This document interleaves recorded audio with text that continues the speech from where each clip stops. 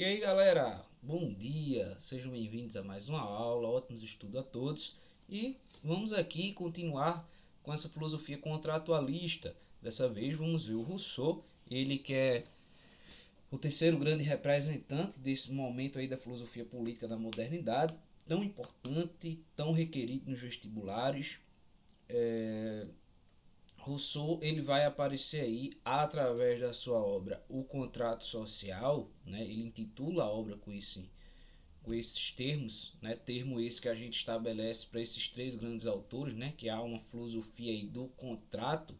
Isso porque acontece de em ambos os três casos ser pensado a origem e finalidade do Estado. Como é que esse Estado surge? Qual é a sua finalidade? Qual é a análise do Estado que se pode fazer hoje e como é que ele deveria ser, né? Os contratualistas e sobretudo Rousseau vai estar nessa linha de pensamento aí também. E aí ambos vão sugerir um estado hipotético de natureza, tá? Então, pensar o homem em sua origem, um estado originário, um anterior à formação do Estado. E aí se vai notar como o homem era, né? Fazer uma antropologia e percebendo como ele era e o que é que vai acontecer para poder o homem sentir a necessidade de um pacto e assim formar o contrato social. Rousseau, ele vai ser muito importante, suas ideias vão ser muito importantes, né? E para as bases da Revolução Francesa, né? Um iluminista, um romântico também, né? Está aí dentro dessa corrente iluminista do romantismo dessa época, influenciado por vários autores, mas também referência para outros posteriores a ele, como por exemplo Marx. Ele vai pensar numa filosofia emanente, ou seja, ele vai se desvencilhar de ideais metafísicos, de uma filosofia mais transcendente, como na antiguidade e no período medieval, bem como em alguns certos aspectos ainda o início da modernidade. Ele vai pensar o seu contexto, a sua sociedade, aqueles problemas ali, o que ele falava, né, dos grilhões da sociedade, né? Ele vai também se opor aos regimes absolutistas, né, que existiam, né, toda essa hereditariedade do poder. Ele vai também de encontro a algumas ideias, por exemplo, cartesianas, que de algum modo coloca o sujeito como a parte da natureza, né? A natureza como sendo um objeto para o sujeito, onde dela ele extrai, explora, domina, né, a natureza.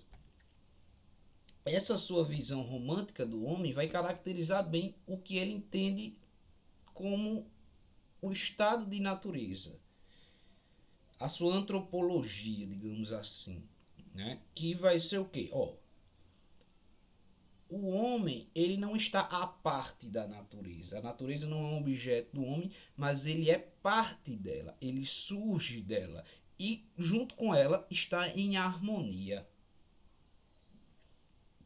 Há uma harmonia entre os homens, a natureza, né? Todo aquele estado natural ali. E se ele é parte dela, ele ali está agindo de acordo com ela, com liberdade e feliz, porque a única coisa que o homem faz nesse estado é satisfazer os seus instintos, seus desejos, os seus prazeres. Né? Há uma grande satisfação pessoal, a busca apenas de satisfação e prazer, e assim o homem era feliz, assim o homem era livre e vivia em harmonia. Esse homem ele é caracterizado como o bom selvagem. Né? Então, naturalmente, o homem é bom. Né? Aí a gente percebe uma distinção clara de Rousseau com o Hobbes. Né? O estado de natureza de Hobbes diz o que? Não, o homem ele é egoísta. Ele vai pensar primeiro e sempre em si.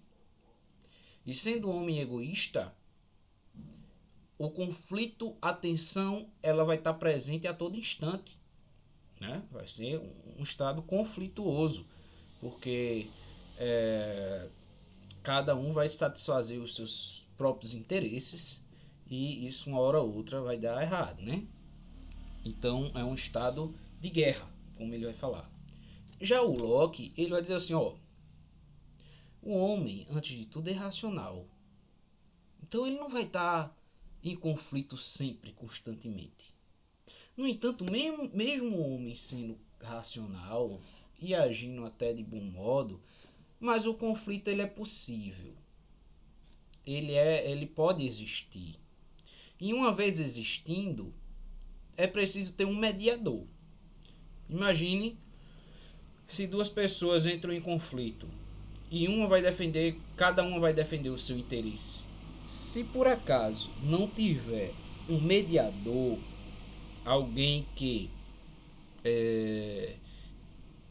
apaguize a situação, né? E aí averigue quem seria o justo, nós vamos ter um grande problema. E aí é necessário a intervenção de um terceiro, né? E como em Locke o que estava em jogo aí era o direito natural, todo mundo tem direito à igualdade de bens, à liberdade e à vida, o contrato ele é feito para preservar a vida. O contrato ele é feito para preservar o direito natural. Né? Então, não que o homem seja tão conflituoso assim, mas é possível que ele seja. Não que o homem seja tão mau assim, mas é possível que ele seja. Então, vamos fazer um contrato para preservar o direito natural. Só que Hobbes ele vai dizer o que? Não, na verdade, o homem ele é bom. O homem ele é bom. Mas qual é a questão? Em determinado momento, historicamente a gente observa que o homem, por algum motivo, começou a viver em sociedade. Ele se agrupa, ele vai viver em grupo, e ao viver em grupo, ao constituir-se enquanto sociedade, vai começar alguns problemas, vai começar algumas situações, porque os interesses pessoais muitas vezes vão de encontro com o que é interesse coletivo e, sobretudo, com essa evolução da sociedade, essa evolução intelectual, essa revolução da tecnologia, entre tantas outras coisas que proporcionaram o desenvolvimento dessa sociedade, né, vai surgir vários problemas. E o primeiro deles, e causa de outros vários, é a propriedade privada. Quando alguém determina que ó, isso aqui é meu, né? Isso aqui é minha posse, isso aqui me pertence, então essa propriedade privada, né? Esse conceito de propriedade privada vai desembocar em uma estrutura social que vai possibilitar a desigualdade, uma estrutura social que vai desembocar é, em conflitos, né, em problemas, tudo isso fruto da propriedade privada. Né? Então, os grilhões que ele fala da sociedade, os vários problemas sociais, ele vai aparecer porque daí, do conceito de propriedade privada, surge a questão da desigualdade. Para que recuperar essa harmonia tida num estado de natureza, para recuperar essa liberdade, é que os homens fazem um pacto. Mas o pacto que se faz, o contrato social que se faz, ele se faz visando não a concentração do poder em uma figura que vai ter o domínio total do poder e os outros vão estar submetidos a eles. Mas esse representante é uma pessoa privada que vai personificar a vontade geral, né? Ele está ali para o povo, pelo povo, todo, a vontade de todos. Ele vai representar a vontade geral. Então, digamos que é o povo no poder, né? Então, para Rousseau, o homem é bom, a sociedade é que o corrompe. E uma vez corrompido pela sociedade, essa mesma sociedade, que é composta por cada indivíduo, ela tem que se reorganizar, ela tem que compactuar, fazer esse contrato, para através disso fazer prevalecer na sociedade a vontade do povo, sempre o público, sempre o todo, tá? E aí os interesses do público têm que sobressair. Retira-se assim do indivíduo uma certa culpa, uma certa responsabilidade, né? O homem é bom, mas é a sociedade que o corrompe. Então, a culpa de uma possível perversão ou algo do tipo é do contexto social, né? Em Rousseau. Para Rousseau, além do contrato, para uma verdadeira mudança social é necessário restabelecer as bases da educação, pensar numa educação diferente da tradicional oferecida. E aí Rousseau ele vai ser muito pensado aí no âmbito do estudo da educação, porque ele vai fazer uma primeira crítica a uma educação mais tradicional e vai dizer que a educação, o jovem ele tem que ser educado para a autonomia, para ser livre.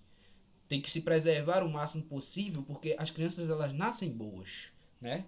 Então, ela precisa do máximo de liberdade e autenticidade para ser si mesmo e não ser tão corrompido assim por essa sociedade.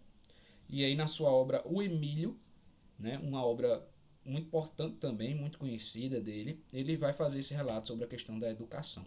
Né? Rousseau, então, a partir disso, a partir dessa questão do povo no poder, ideais de liberdade, né, de igualdade, e ele vai ser muito importante aí nesse contexto do desencadeamento da Revolução Francesa, vai inspirar outros autores posteriores a ele, né, como o jovem Marx. Era uma figura que, apesar de ser muito importante dentro do contexto político moderno, que tem uma influência até hoje, é muito recorrente nos vestibulares, né, por conta disso. Só que é uma figura muito criticada também, né? Porque é aquela coisa, é do faço o que eu digo, mas não faço o que eu faço, né? É, há os relatos de que ele tinha uma personalidade muito difícil, de difícil convivência, muito complicado. Tem um relato também, né, que ele teve alguns filhos, se não me engano, uns 5, e deu todos, né, para orfanato, para adoção, apesar de ter essa crença, né, na importância da educação da criança, ele não criou nenhum de seus filhos e aí acaba sendo muito criticado por isso, mas independente da sua vida pessoal, sua obra é uma riqueza enorme e traz várias possibilidades de reflexão. E aí um pouquinho de Rousseau, qualquer dúvida, estou à disposição.